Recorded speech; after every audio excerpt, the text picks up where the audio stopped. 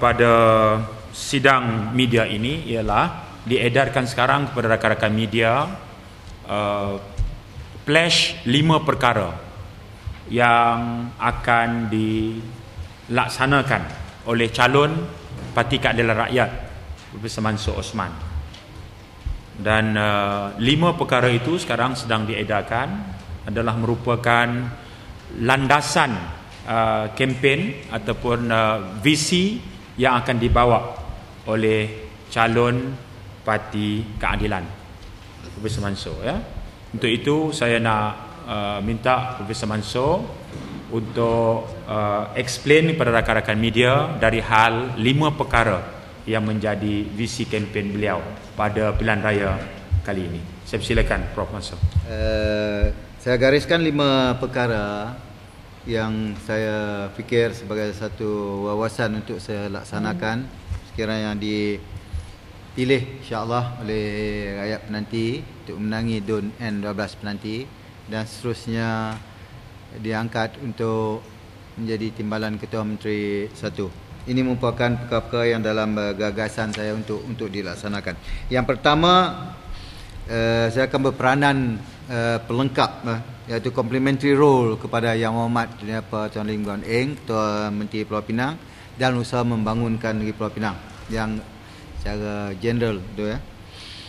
Dan kedua, ini yang dekat benar dengan hati saya, iaitu untuk memperkasakan akar umbi, iaitu empower the grassroots, empower the people. Jadi melalui satu kemantapan sistem pengurusan karya masjid, karya-karya masjid, masjid-masjid dan juga surau-surau yang ada di seluruh negeri Pulau Pinang ini, saya rasa perlu untuk kita beri satu nafas baru, iaitu untuk mereka takbir urus dengan lebih profesional lagi. Dan ini juga dalam pandangan saya maknanya bukan saja di masjid-masjid, mungkin religious institutions yang lain dalam negeri Pulau Pinang, ya. Itu. Nombor 3, satu lagi bidang yang perlu diberikan perhatian ialah peniaga dan usahawan kecil.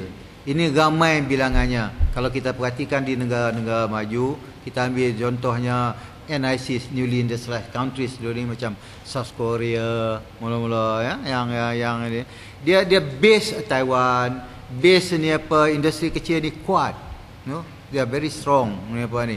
Jadi dia betul-betul bagi perhatian kepada SMIs untuk membantu membangunkan negara mereka melalui rangsangan pertumbuhan ekonomi, ya, growth, economic growth. Jadi bagi saya, usahawan-usahawan kecil ni, satu, kerana mereka senantiasa dipinggirkan sebab nak dapat modal tambahan tak boleh. Very difficult to get modal tambahan untuk mengembangkan perniagaan mereka. Bank-bank tak nak bagi perniagaan kecil macam 1,000 ke 10,000 sebab dia terlalu kecil. File dia banyak. Bank kalau boleh nak bagi jumlah pinjaman yang besar tapi bilangan permohonan kecil. Small file but big amount.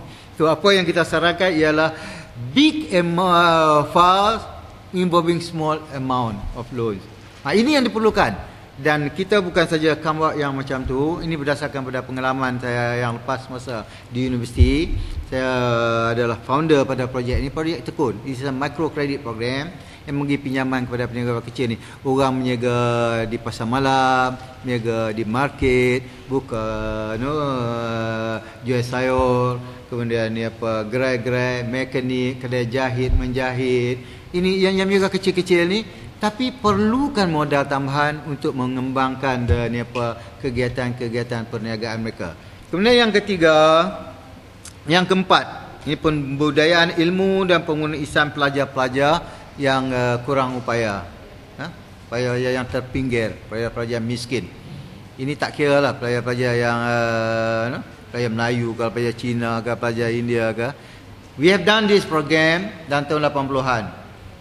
Jadi pada masa itu saya tumpukan dia dekat-dekat dengan masjid, dekat dengan masjid sebab kita nak budayakan dia, nak bagi dia ada disiplin, ada keyakinan diri sikit. So kita boleh continue juga yang ni melalui yang kita panggil projek bina ilmu masa tu. Kita panggil ibu bapa panggil anak-anak dia, bagi taklimat kenapa kita perlu program begini. Kemudian kita masa cuti sekolah, kita bawa dia masuk dalam universiti, suasana universiti itu, bagi pensyarah-pensyarah, bagi ni apa, motivation talk. Kemudian bila cuti panjang, kita bawa dia pergi buat summer camp, bagi leadership course. Dan dia tujuan utamanya ialah untuk membina keyakinan diri, membina jati diri supaya dia benar-benar ni apa, boleh maju ke depan melalui keyakinan, self confidence dalam dia.